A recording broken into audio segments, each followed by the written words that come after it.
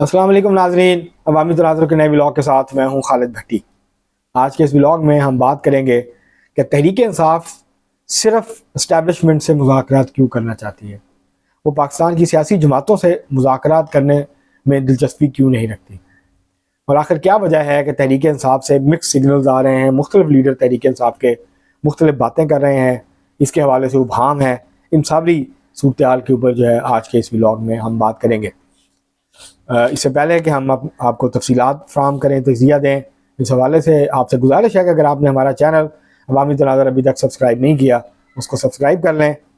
और अगर आपको व्लॉग पसंद आए, इसको शेयर करें, लाइक करें और महज़ब अंदाज से अपनी राय का इजहार करें।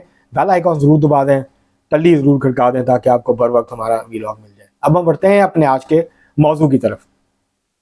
तहरीक इंसाफ मुसलसल ये बात कर रही है, उसके मुख्तलिफ रहनुमा ये बात कर रहे हैं कि हम सिर्फ इस्टेब्लिशमेंट से बात करना चाहते हैं। हम इस्टेब्लिशमेंट के अलावा ना हुकूमत के इत्तेहादियों से कोई मुज़ाकरात या बातचीत करना चाहते हैं। और ख़ास तौर पे उनका कहना यह है कि हम मुस्लिम लीग नून और पाकिस्तान पीपल्स पार्टी और MKM से कोई बात करना नहीं चाहते। अब वो उसकी दो वजूहात बताते हैं। एक वजह तो ये बताते हैं कि ये सब चोर और डाकू हैं, इन्होंने मुल्क लूटा है, इन्होंने मुल्क को नुकसान पहुंचाया है। जिस हाल में ये मुल्क पहुंचा है उसके ज़िम्मेदार ये लोग हैं, ये दो ख़ानदान हैं जिन्होंने इस मुल्क का बेड़ा गर्क कर दिया है। और बाकी सब इस मुल्क में ठीक है, बस ये इन दो ख़ानदान हैं, एक शरीफ ख़ानदान है और एक भुट्टो और जरदारी ख़ानदान है। इनकी वजह से पाकिस्तान जो है वो इस हाल को पहुंचा। पाकिस्तान का बुरा हाल हो गया, सत्यानाश हो गया, पाकिस्तान की मीशत का बेड़ा गर्क हो गया। और वो ये कहते हैं कि ये क्योंकि बड़ी अरसे तक हुकूमत करते रहे हैं, हुक्मरानी करते रहे हैं, हमने तो महज 4 साल से भी कम अरसा हुक्मरानी की है, तो इसलिए हमसे ये उम्मीद नहीं करनी चाहिए थी कि हम दूध और शहद की नहरें बहा देंगे। लेकिन बहरहाल पाकिस्तान की तारीख की बदतरीन जो मौशी कारकर्दगी थी वो तहरीक इंसाफ की हुकूमत के दौरान थी, जब पाकिस्तान की मीशत जो है वो पहली दफ़ा मनफी ग्रोथ हुई थी उसकी। उस वक्त वज़ीर आज़म इमरान खान साहब थे और तहरीक इंसाफ की इस मुल्क पे हुकूमत थी। दोबारा इसको हम नहीं जाते उसमें। अब तहरीक इंसाफ दूसरी वजह ये बताती है कि मुस्लिम लीग नून, पाकिस्तान पीपल्स पार्टी और PTI मुत्तहिदा कौमी मूवमेंट से बात ना करने की जो वजह है वो ये बताते हैं कि इन्होंने हमारा मैंडेट चोरी किया। हमारी नशिस्तें जो हम जीत रहे थे उस पर नताइज तब्दील करके, धांधली करके, फ्रॉड करके इलेक्शन इनको जितवाया गया है। ये दरअसल सारे सीटें हारे हुए थे। पूरे पाकिस्तान में अगर कोई पार्टी तमाम हलकों में कौमी असेंबली के जीत रही थी तो वो तहरीक इंसाफ थी। उनमें वो हल्के भी शामिल हैं जहां तहरीक इंसाफ के उम्मीदवार नहीं थे, तो वहां भी लोगों ने ढूंढ लिया। तहरीक इंसाफ ने वहां कहा था कि हमारा कोई उम्मीदवार नहीं है, लेकिन इसके बावजूद क्योंकि इतनी पॉपुलर थी तहरीक इंसाफ इलेक्शन के दिनों में कि लोगों ने वहां पर भी किसी ना किसी को तहरीक इंसाफ के नाम पे वोट डाल दिया। तो ये तहरीक इंसाफ का क्लेम है। तहरीक इंसाफ कहती है कि 180 हलकों में हम जीते, 180 हलकों में। इसका मतलब है कि KP के 45 हलके और पंजाब के 141 हलके, ये सब के सब तहरीक इंसाफ जीती है।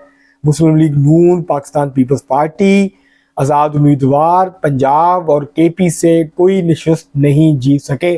जबकि KP जहां के इलेक्शन के नताइज के बारे में तहरीक इंसाफ ज़्यादा शोर नहीं डालती और कहती है कि मुनसफाना इलेक्शन हुए हैं, वहां तहरीक इंसाफ 6 नशिस्तें कौमी असेंबली की हारी अपने मुखालफिन से। 6 नशिस्तें सिर्फ वहां हारी है। इसके अलावा पंजाब में भी बहुत सारी ऐसी नशिस्तें हैं जो तहरीक इंसाफ जीतने की पोजीशन में थी नहीं, ना जीत सकती थी। इसके बावजूद वो ये क्लेम करते हैं। इंटीरियर सिंध में उनके उम्मीदवार नहीं थे, जहां थे उन्होंने कहीं 10,000, कहीं 7,000, कहीं 5,000, इस तरह से कहीं कुछ हल्कों में उन्होंने 40-50 हज़ार तक वोट लिए हैं, वरना ज़्यादातर हल्कों में उन्होंने कम वोट लिए। यही हाल बलूचिस्तान के एक आध हल्के को छोड़ के बलूचिस्तान की नशिस्तों का कौमी असेंबली की। तो इसके बावजूद तहरीक इंसाफ डटी हुई है इस बात पे कि 180 हल्के। तो बहरहाल ये उनका इल्ज़ाम है कि हमारा मैंडेट छीन के इनको दिया गया। ये फॉर्म 45 नहीं, फॉर्म 47 की पैदावार है और ये फॉर्म 47 की बुनियाद पर हुकूमत बना के बैठे हुए, लिहाजा हम इनसे बात नहीं करना चाहते। अच्छा, मजे की बात मैं आपको बताऊं नाज़रीन, ये जमातें क्या खुद धांधली कर सकती थी? इलेक्शन में अगर धांधली हुई है तो पाकिस्तान में क्या उम्मीदवार या जो पार्टियां होती हैं वो धांधली कर सकती हैं इस सतह पे कि वो नताइज तब्दील कर दें? ये काम या तो इलेक्शन कमीशन कर सकता है या एस्टैब्लिशमेंट करती है, इल्जाम तो उन्हीं पे लगता है। अगर ये उनका मैंडेट चोरी हुआ है, ये बेनिफिशियरी हो सकते हैं, बेनिफिशियरी हो सकते हैं उसके, लेकिन धांधली करता कौन है? पीटीआई उन्हीं से बात करना चाहती है। एक तरफ इल्जाम लगाती है कि जी हमारे साथ बदतरीन धांधली हुई है, और दूसरी तरफ उन्हीं लोगों के साथ बैठ के, उन्हीं ताकतवरों के साथ बैठ के बात करना चाहती है जिनके ऊपर हर इलेक्शन के बाद पाकिस्तान में जो है वो इलेक्शन चोरी करने का इल्जाम लगता है। अब ये एक बड़ा उभाम है। ये बड़ी दिलचस्प बात है कि जो बेनिफिशरी है उनसे तो बात नहीं करनी, जिन्होंने ये सब कुछ किया है इलेक्शन कमीशन और एस्टैब्लिशमेंट, उनके साथ बात करने के लिए बेताब है तहरीक इंसाफ। उनका बस नहीं चल रहा कि उनको बुलावा आए। आपको याद होगा, मैं आपको सीन याद दिलाऊं, आप वीडियो निकाल के देखें, वो जब इमरान खान साहब को उस वक्त के आर्मी चीफ जब धरना दिया हुआ था इस्लामाबाद में 126 दिन वाला मशहूर जमाना धरना दिया हुआ था, तो तब इमरान खान साहब को और ताहिरुल कादरी साहब को उस वक्त के आर्मी चीफ जनरल राहील शरीफ साहब ने बुलाया मुलाकात के लिए। इमरान खान साहब की जलसागाह से निकल के गाड़ी में बैठने और रवाना होने तक बाछें जो है वो खिली हुई थी। उनकी हंसी, उनके चेहरे पे जो खुशी थी वो छुपाए भी नहीं छुप रही थी, और वो वैसे छुपा भी नहीं रहे थे। उनकी तो दरीना ख्वाहिश पूरी हो रही थी कि मैं आर्मी चीफ साहब से मिलूंगा जाके।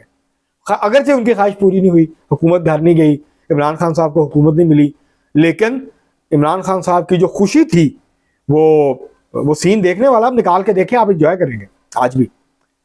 और अब इमरान खान साहब ये कहते हैं कि क्योंकि ये इनके पास तो कोई इख्तियार नहीं है, इनके पास ये तो इनके पास है क्या कि हम इनसे बात करें, इनकी हैसियत क्या है, इनकी औकात क्या है सियासी जमातों की। मसलन अगर जो मेरे नज़दीक सबसे बड़ी गलती थी इलेक्शन के बाद तहरीक इंसाफ की, वो पाकिस्तान पीपल्स पार्टी के साथ मिलकर हुकूमत ना बनाना थी। पाकिस्तान पीपल्स पार्टी मुस्लिम लीग नून के साथ मिलकर हुकूमत नहीं बनाना चाहती थी मरकज में। पाकिस्तान पीपल्स पार्टी की पहली प्रायोरिटी थी कि पीटीआई के साथ बातचीत की जाए, उसके साथ मिलकर हुकूमत बनाई जाए, और उसके लिए वो एस्टैब्लिशमेंट से भी बात करने के लिए तैयार थे, एस्टैब्लिशमेंट को भी राजी करने के लिए तैयार थे। जो काम तहरीक इंसाफ अब तक नहीं कर सकी है 9 मई के बाद से आज तक, वो काम पाकिस्तान पीपल्स पार्टी करने के लिए तैयार थी। लेकिन तहरीक इंसाफ इसी उसमें थी, घमंड में थी, इसी मान में थी कि हम पाकिस्तान की सबसे पॉपुलर जमात हैं। अभी जो ज़िमनी इलेक्शन के नताइज आए हैं उसने काफ़ी धचका दिया है तहरीक इंसाफ को। ये जो मकबूलियत का जोन था उसमें काफ़ी कमी आई है, और अब ये राग लापा जा रहा है कि हम बातचीत करना चाहते हैं, हमसे कोई बातचीत नहीं करता। भाई वो आपसे क्यों बात करेंगे? उनके ऊपर कोई प्रेशर ही नहीं है कि वो आपसे बात करें। आप ना तो सड़कों पर इतनी बड़ी मोबिलाइजेशन कर पा रहे हैं, इतने बड़े जलसे कर पा रहे हैं, ना आप बहुत बड़े एहतजाज कर पा रहे हैं कि एस्टैब्लिशमेंट पे दबाव आए, हुकूमत पे दबाव आए, वो बात करें। जो आपसे बात करना चाहते हैं उनकी आप तस्लील करते हैं, उनको आप चोर डाकू कहते हैं, उनके साथ आप इज्जत से बात नहीं करते, उनके ऊपर आप रोज टीवी पे बैठ के इल्जाम लगाते हैं। और जिनके ऊपर आप कहते हैं 9 मई हुआ, हमारे साथ जुल्म हुआ, आपका नारा क्या है इलेक्शन का? जब आप इलेक्शन लड़ते हैं आप कहते हैं जुल्म का बदला वोट से। जुल्म किसने किया? कभी इस पे भी बात करें। और जिन्होंने किया है या जिन्होंने करवाया है उनके साथ भाग भाग के आप बात करना चाहते हैं। वो आपको मतलब आपका शौक नहीं खत्म होता। आपको पता है कि इक़्तिदार उन्हीं से बात करके मिलता है। आपका कोई उसूली मौक़िफ़ नहीं है, आप कोई सिविल सुपरमेसी की लड़ाई नहीं लड़ रहे हैं इस मुल्क में। आप इक़्तिदार में आने के लिए, क्योंकि ये जमातें आपको इक़्तिदार नहीं दे सकती, ये बात ठीक है। इक़्तिदार आपको सिर्फ जो है वो एस्टैब्लिशमेंट दे सकती है, मुक़्तदरा दे सकती है, ताकतवर हल्के इस मुल्क के दे सकते हैं, तो इसलिए आप बात करना चाहते हैं। लेकिन ये ज़हन में रखिएगा कि अगर आप उनसे बात करके मामला ठीक करना चाहते हैं तो आप जमहूरियत को मजीद कमजोर करेंगे। आप जो सिविलियन स्पेस है उसको मजीद कम करेंगे। आप जमहूरियत की खिदमत नहीं करेंगे। आपका जो नारा है सिविल सुपरमेसी का और एस्टैब्लिशमेंट को सियासत से निकाल बाहर करने का, वो आप मकसद कभी हासिल नहीं कर सकेंगे जब तक आप सियासी जमातों के साथ मिलकर आगे बढ़ने की कोशिश नहीं करेंगे। जब तक आप उन्हीं के साथ बात करना चाहते हैं जो असल ताकतवर हैं, तो फिर आपको स्पेस नहीं मिलेगी, सिविलियन स्पेस और सुखड़ेगी। फिर आप ये शिकवे शिकायतें करते ही नजर आएंगे कि हमारे पास इक़्तिदार नहीं है, क्योंकि फिर जो भी इक़्तिदार में आता है उनके साथ बातचीत करके, उनके साथ डील करके फिर ये रोना रोता है कि इख्तियार नहीं है। जब आप शराकत करते हैं, शराकतदारी करते हैं, तब नहीं सोचते। जब आप बातचीत करते हैं, आवाम से इक़्तिदार लेने की बजाय उनके पास जाते हैं भाग भाग के इक़्तिदार लेने, तो फिर आपको वो हिस्सा ही देंगे ना, आपको पूरा इक़्तिदार तो नहीं देंगे।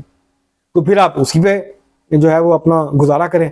तो बहरहाल तहरीक इंसाफ की जो के अंदर जो है वो एक अजीब सूरत हाल है और कोई वाज़ेह पॉलिसी जो है वो तहरीक इंसाफ इख्तियार नहीं कर रही, जिसकी वजह से तहरीक इंसाफ की रोज़ बरोज़ मुश्किलात में इजाफा हो रहा है। तहरीक इंसाफ को खुल के एक बड़ी डिस्कशन करके पार्टी के अंदर सब लोगों के साथ उनको जो है वो मामला को आगे बढ़ाने की ज़रूरत है, ताकि एक वाज़ेह पॉलिसी तहरीक इंसाफ जो है वो इख्तियार करे और फिर एक वाज़ेह रास्ता अब जो है वो तयन करे उसका।